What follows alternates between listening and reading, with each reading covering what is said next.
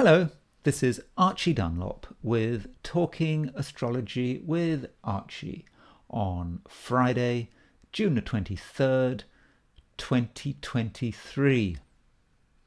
Today, I do want to continue talking about this submarine, submersible, whatever, that has disappeared while trying to dive down to visit the Titanic. I wanted to concentrate on the passengers.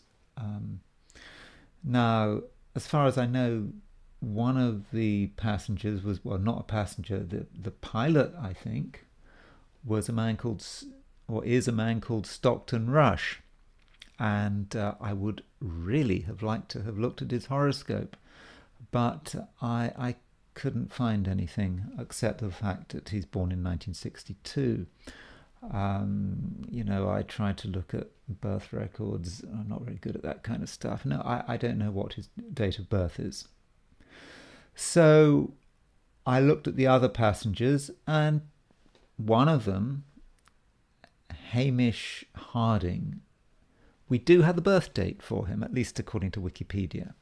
And so I thought we'd look at his horoscope. He's just one passenger. Each of those 5 passengers has different destinies, different horoscopes. It may be that some collective destiny is having an impact on what happened, what happened to them, maybe for some larger reason that submarine had to disappear, and individual charts, individual destinies don't matter. I don't know. But before looking at his horoscope, I just wanted to look at a Wikipedia page which tells us something about him. So let's see what Wikipedia says. So here he is, Hamish Harding. And it says he's born on the 24th of June, 1964. So that's the first thing. And he is British.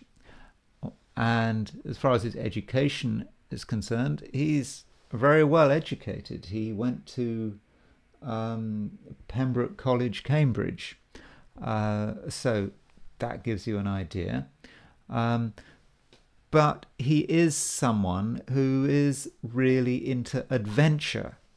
We can see, 2017, he worked with Antarctic VIP tourism company White Desert to introduce the first regular business jet service to the Antarctic using a Gulfstream G550. In 2019, he led a team of aviators that took the Guinness World Record for a circumnavigation of the Earth. And in 2021, he and Victor Vescovo dived to the deepest point of the Mariana Trench for Challenger Deep at a depth of 36,000 feet. And then he flew to space as part of the suborbital Blue Origin 9S21 mission on the 4th of June 2022. So you get an idea of what kind of person he might be. I think he made his money, or at least part of his money, I'm not sure. Yeah, okay. He's a British businessman, pilot, explorer, and space tourist. He is the founder of Action Group and chairman of Action Aviation, an international aircraft brokerage company with headquarters in Dubai, United Arab Emirates. So that gives you an idea about what kind of person he is.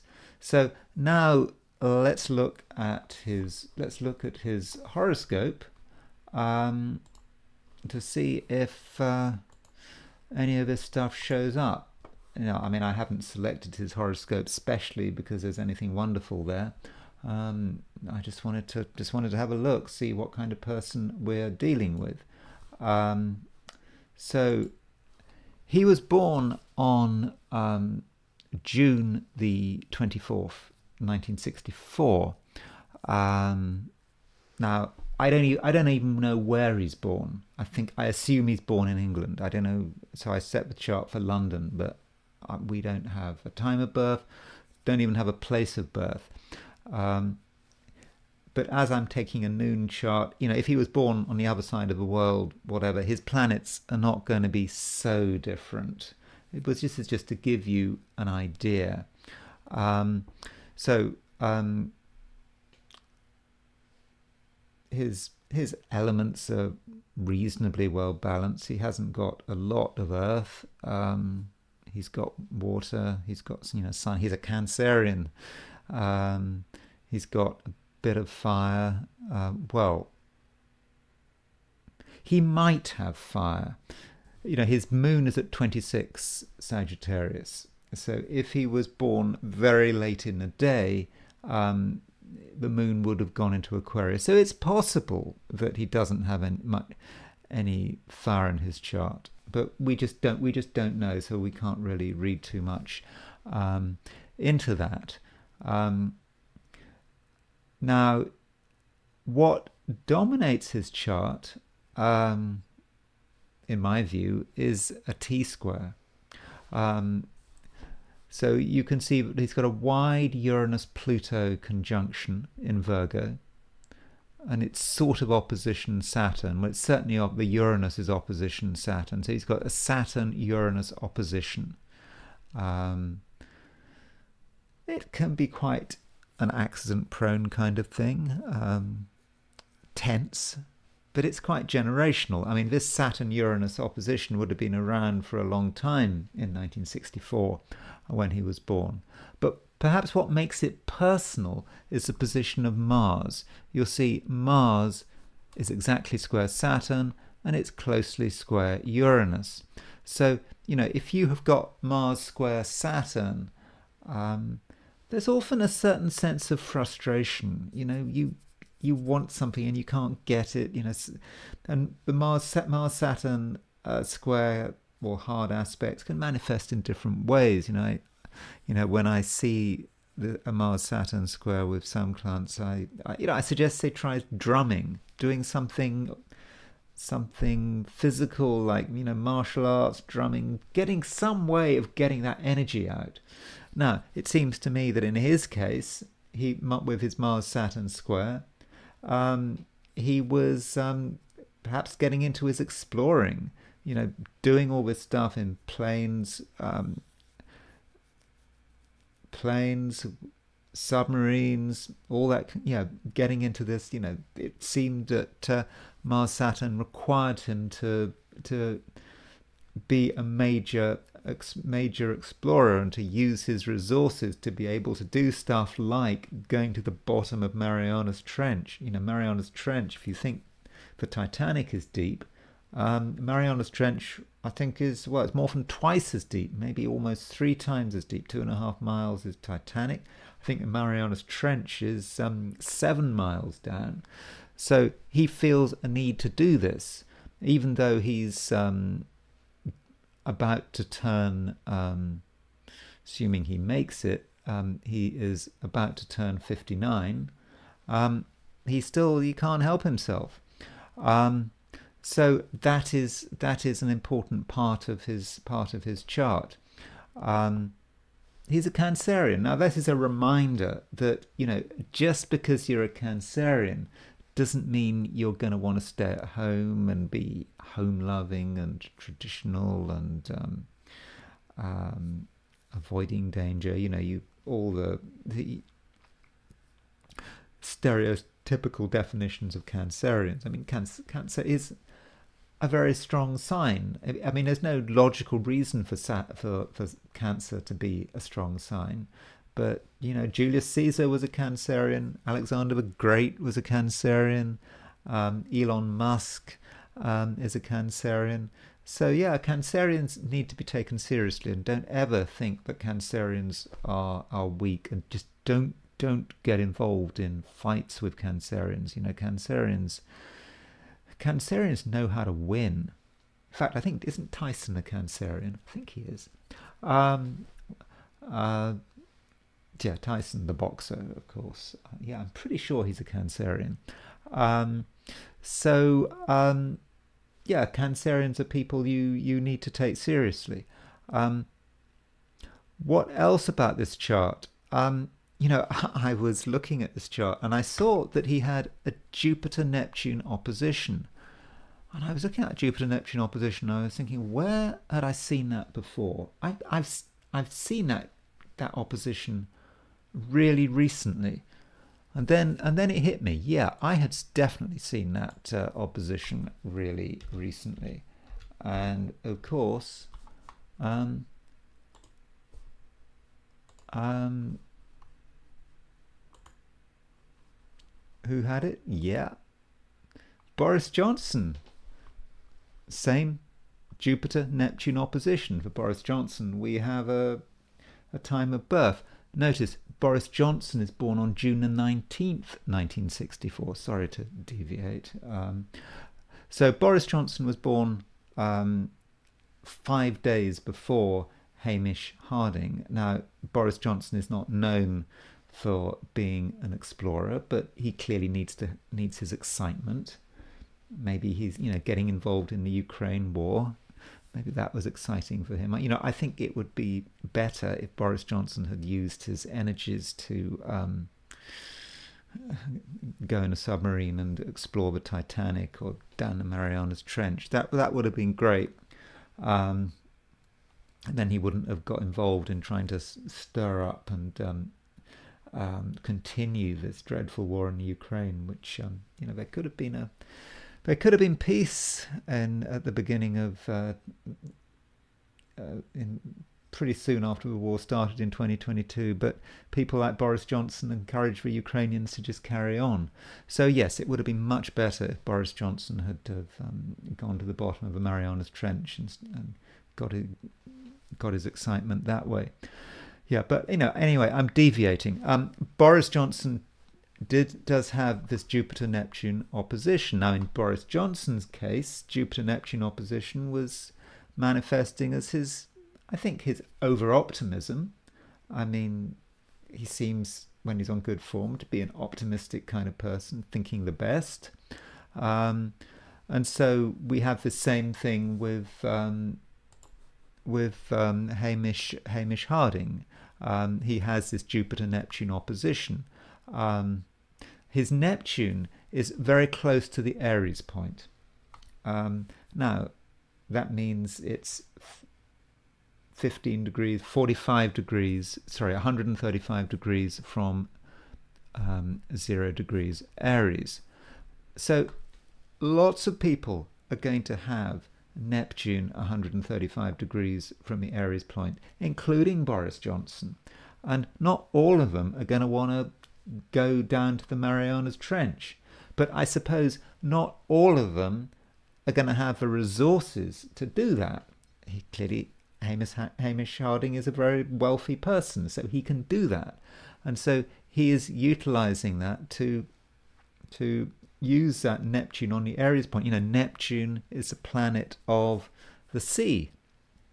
And so Neptune on the Aries point, I suppose you could literally say, well, Aries is it's a world at large. And so here he is at the bottom of the ocean, perhaps. I suppose it could be bobbing up on the surface, but we just don't know. And he has got Neptune semi-square the Aries point.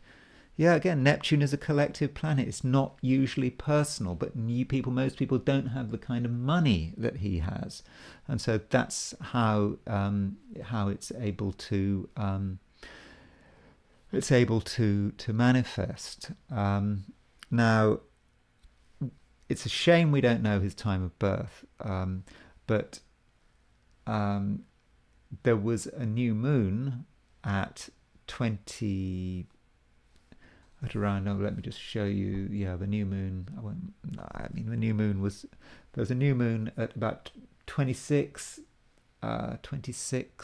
Gemini on the day of the dive. 26, 27 Gemini, and this new moon was square Neptune, which was at 27 Pisces. So this new moon was certainly hitting his Venus, kind of hitting his Mercury as well. So he sort of had Mercury square his Neptune, not not exact, but that, that might have had something to do with it. Of course, one should also notice that he has his Saturn return. Now, his Saturn return didn't happen exactly at the time of the accident. So I don't know whether it's an accident. We don't know. At the time of his disappearance, Saturn was, I think, was at around 7 degrees 10 minutes Pisces, and you can see that he has Saturn at 4:58 Pisces, and he has Uranus at 6:41 Virgo. So Saturn had actually passed. His second Saturn return had actually passed, and then now it's a kind of coming back. But it's quite, it's quite a way off, a few degrees off. But it's part of his life experience. Of course, it's a shame maybe that 4 other people went down with him, and they would have had, very different destinies, very different paths to where they are eventually going. So, I'm not able to say a great deal more about this chart, just simply because I haven't got his time of birth. I haven't even got his place of birth. But I thought it would be interesting to look at the horoscope of one of the passengers, and I hope that they'll be able to get him and the other crew and passengers back safely. But of course, from what I gather, the situation is not looking good at all. Now, one other thing I did want to say, which I missed out yesterday when I talked about the submarine, submersible, was there were 2 midpoints I wanted to look at. As you know, I'm really into midpoints, and this is the chart for the last communication. So, what was actually going on June the 18th, 2023. And I've been through this chart, but there were just 2 midpoints that I didn't mention that I do want to mention now. So I'm just going to go into the midpoints, make this as big as I can, so hopefully you can see it.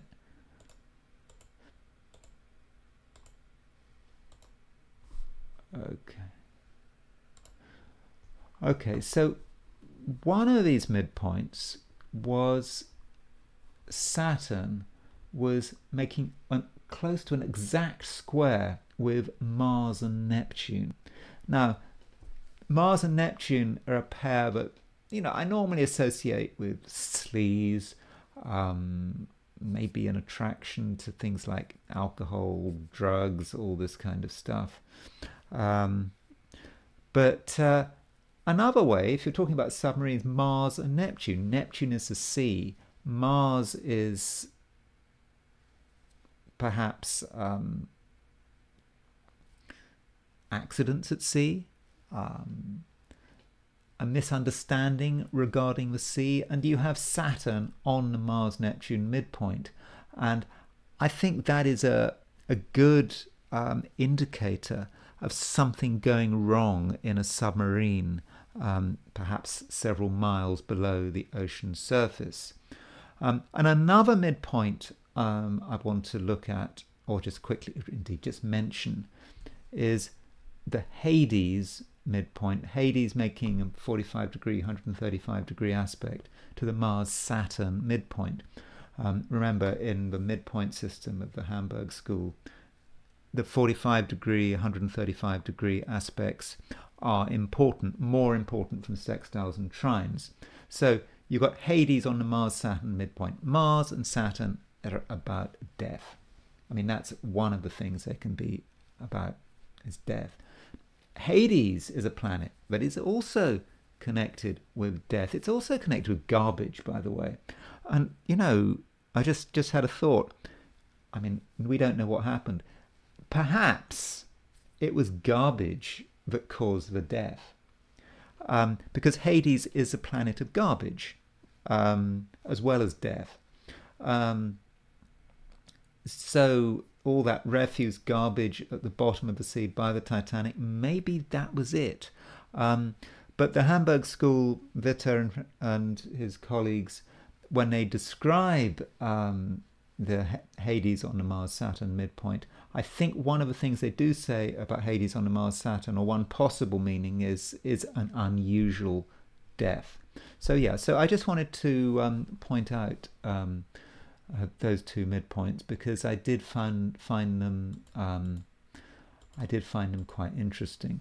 So let's now leave the subject of the Titanic and look at the astrology for today. And today is Friday, and it's June the 23rd, 2023.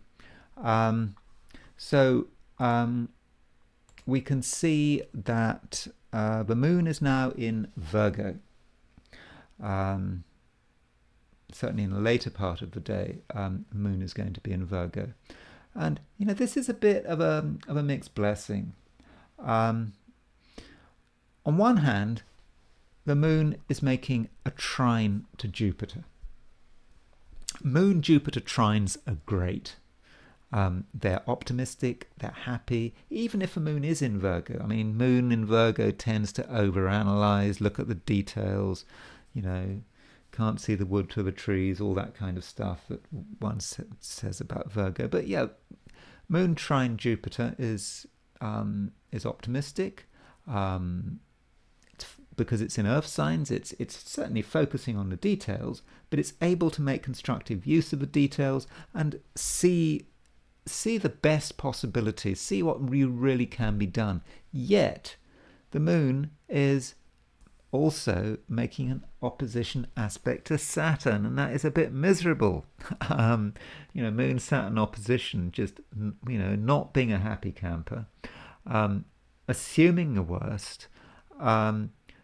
Moon in Virgo, just overanalyzing things in a negative way, just doing the whole thing to death. Yeah, really, really difficult. So how do we deal with this contradiction?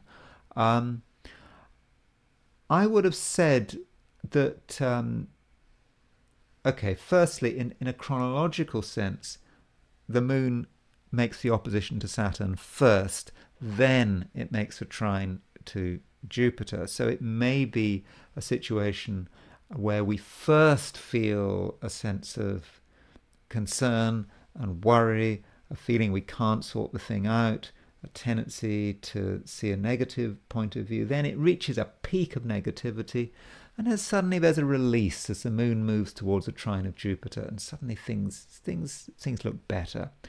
Now that's one way of looking at it.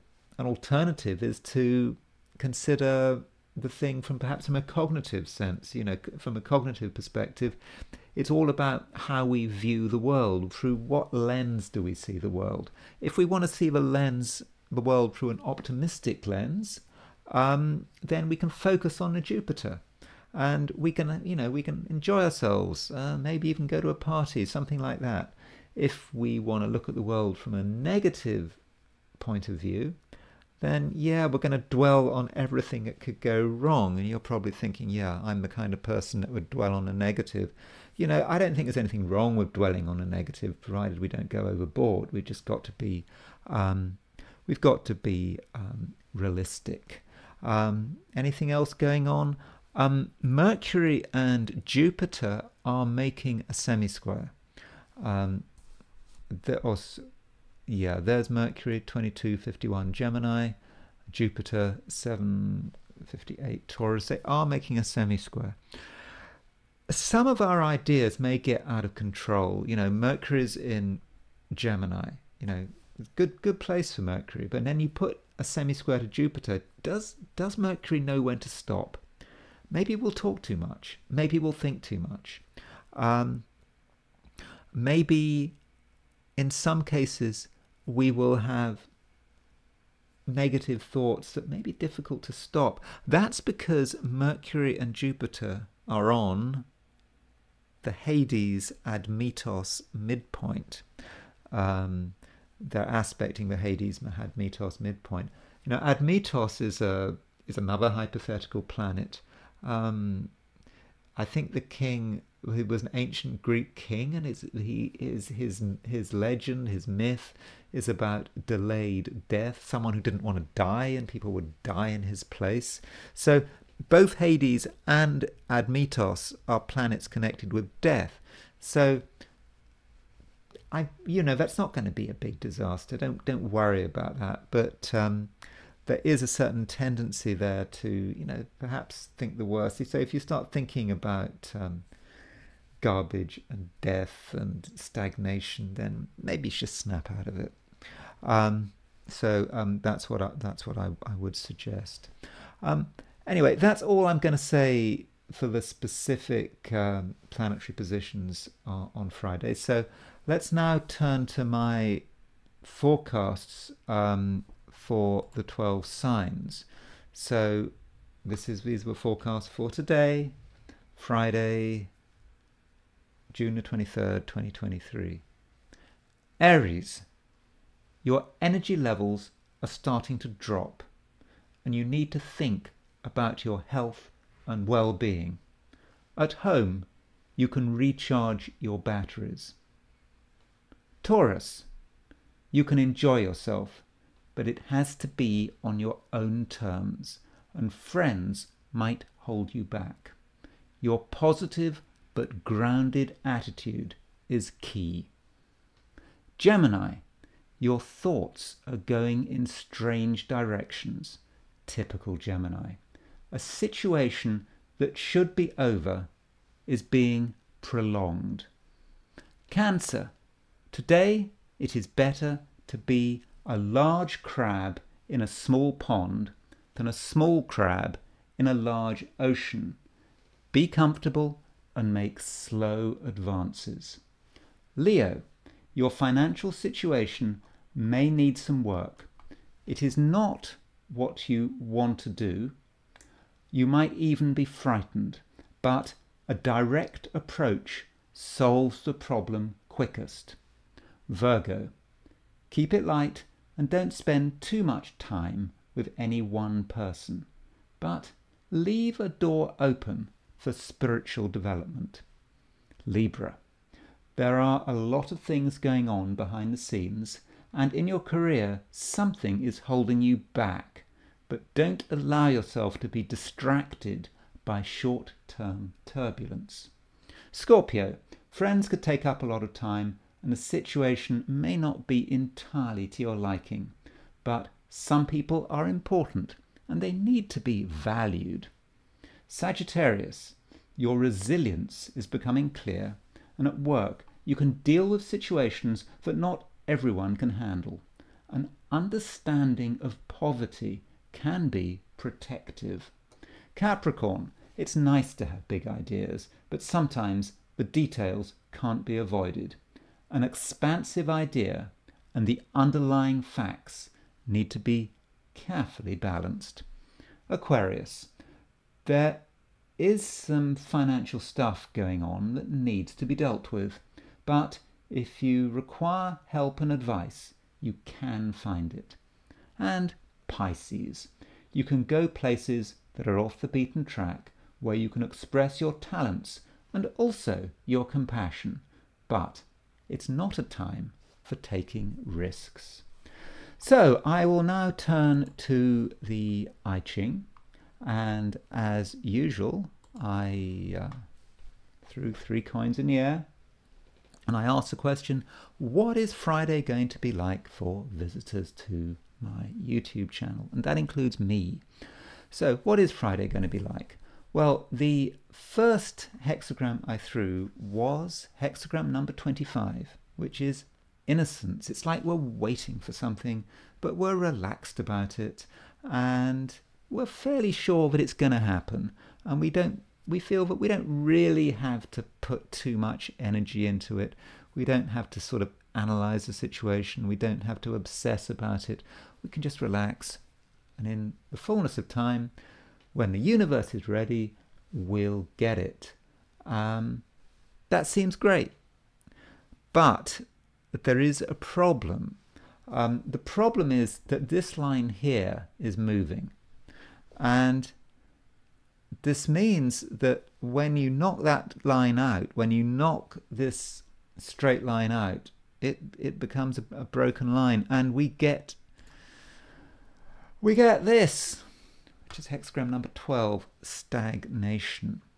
You know, things are in the wrong order here, because you know, if you like, the top three lines are kind of like heaven, and heaven is in its place. I mean, it's up there. Bottom three lines are earth, and there's no connection there. Heaven has retreated. Earth is very, you know, is down here, and there's no connection there, and it's a problem. And you know what Wilhelm's version of the I Ching says? He says the great departs and the small approaches, which is not what we want to hear. So what does this mean? We are waiting for something. It's important to us. We thought we could relax, but it's going to be very difficult to relax. You know that stagnation. You know that feeling of stagnation when you're really waiting for good news, and it doesn't happen, and it doesn't happen, and it kind of drives us round the bend. You know, very often when you find yourself waiting for good news and you keep waiting, it means the good news is not going to happen. Now, I'm not saying that the good news is not going to happen, because that first hexagram number 25, innocence, waiting innocently, is saying, yeah, good news is on the horizon, but it looks as if it's going to take a lot longer than we thought, hence the danger of stagnation. So we have to not stagnate, we have to maintain that innocent stance, that just not even thinking about what we're waiting for. We've got to just cast it from our mind, get on with our life, not allow ourselves to stagnate and obsess, and in the end, I think we'll get the good news that we're waiting for. Anyway, that's all I'm going to say for today, and I will talk to you tomorrow.